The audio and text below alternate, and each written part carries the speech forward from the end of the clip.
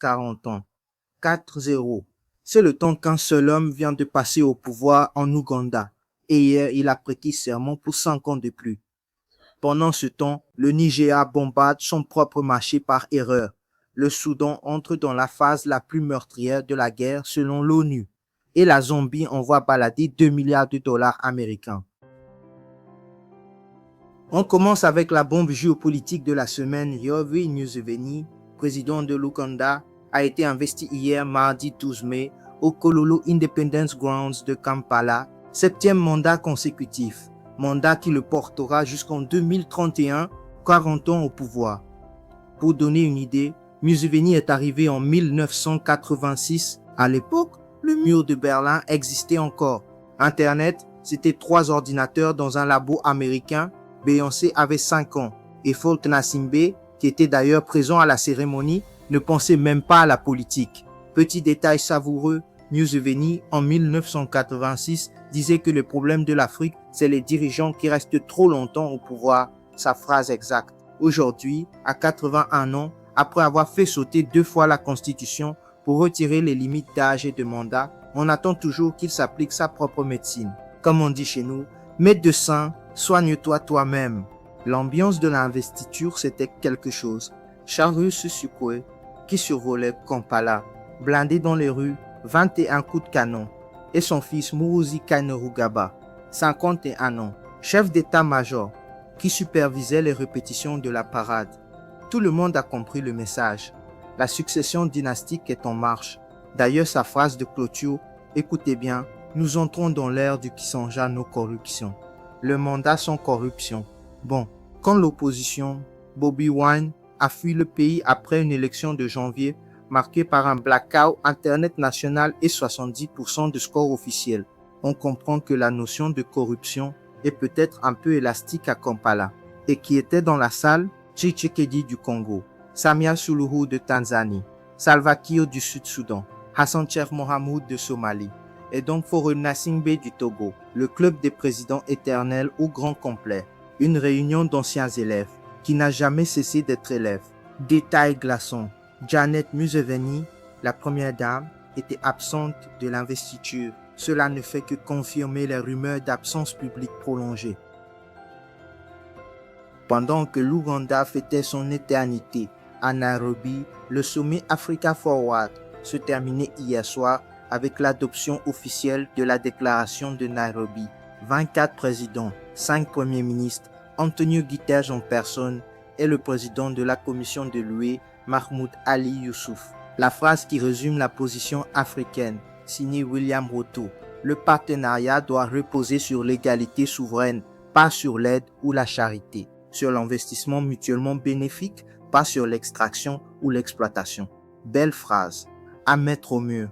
Maintenant, on attend les actes. Petit détail croustillant que personne n'a relevé. Pendant que les chefs d'État se serraient la main dans le Kassi-Sessi, la police kenyane arrêtait 11 manifestants à proximité du sommet. Et oui, pour faire bonne figure devant les invités, on planque les voix discordantes au commissariat.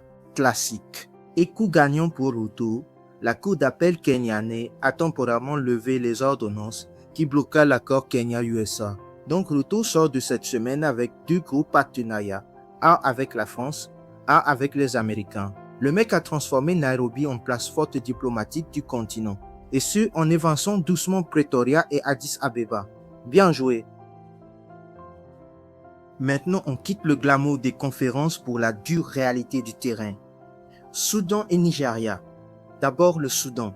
L'ONU vient d'avertir que la guerre civile entre dans sa phase la plus meurtrière depuis son début en 2023. Les frappes de drones des RSF ont tué plusieurs centaines de personnes rien que ces derniers jours. Et les attaques s'étendent maintenant à plusieurs régions simultanément. Le Tchad voisin, lui, est complètement débordé. L'ONU vient d'alerter que les services de maternité dans l'Est tchadien s'effondrent sous le poids des réfugiés soudanais. 3 ans de guerre, plus de 12 millions de déplacés. Et pourtant, sur les chaînes occidentales, c'est toujours le silence. Mais bon, n'oubliez pas, c'est nous qui devons couvrir l'Afrique mieux. Bien sûr. Direction le Nigeria maintenant où le temps n'est pas meilleur. Hier, l'armée nigériane a frappé le marché de Tumfa, dans l'état de Zamfara. Cible officielle, Des bandits armés, bilan réel, au moins 100 civils morts. Sont sur un marché, Amnesty International réclame une enquête. L'armée nie tout dommage civil. Et le même jour, une autre frappe sur le village de Guradnaï dans l'état du Niger a tué 13 civils supplémentaires. Donc en une journée, 113 morts dans des frappes anti-bandits. On parle de bavures à répétition depuis des mois maintenant. La présidence de Bola Tinubu est en train de s'enfoncer dans une crise sécuritaire dont elle ne sort pas. Les enlèvements de masse explosent et l'armée semble bombarder à l'aveugle. C'est dur et ça doit être dit. Heureusement, il y a aussi des moments où l'Afrique dit non. Et fort, la Zambie vient de nous en offrir un beau cas. Washington proposait un package santé de 2 milliards de dollars sur 5 ans. Joli chèque, mais avec une condition pas si jolie, le partage de données sensibles et un traitement préférentiel pour les entreprises minières américaines dans le secteur du cuivre, du cobalt, du lithium, du nickel, du manganèse, du graphite et des terres rares. Traduction: Washington milliards pour vos hôpitaux. En échange, donnez-nous accès à toutes vos ressources stratégiques. Bisous. Le ministre zambien des Affaires étrangères Mulambo Raimbe a répondu en allocution télévisée le 4 mai: inacceptable. Le couplage santé-minéraux est rejeté. Le partage de données est rejeté. Le programme est suspendu. Petit rappel, la Zambie, c'est le deuxième plus gros producteur de cuivre d'Afrique. Et leur nom intervient quelques semaines après que Sino Metals, une entreprise chinoise, était accusée d'avoir provoqué un effondrement de barrages miniers. Donc Lusaka envoie un double message: ni les Chinois qui polluent, ni les Américains qui raquettent. Vous allez devoir négocier autrement. C'est rare et ça fait du bien. Coup d'œil à la Corne de l'Afrique. À Mogadiscio, la tension monte à nouveau. L'opposition somalienne vient d'annoncer une grande manifestation pour le 16 mai, soit dans 3 jours. Motif: l'opposition accuse le président Hassan Sheikh Mohamud de chercher à prolonger son mandat sans organiser les élections prévues.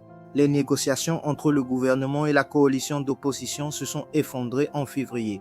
Et depuis, c'est l'escalade verbale.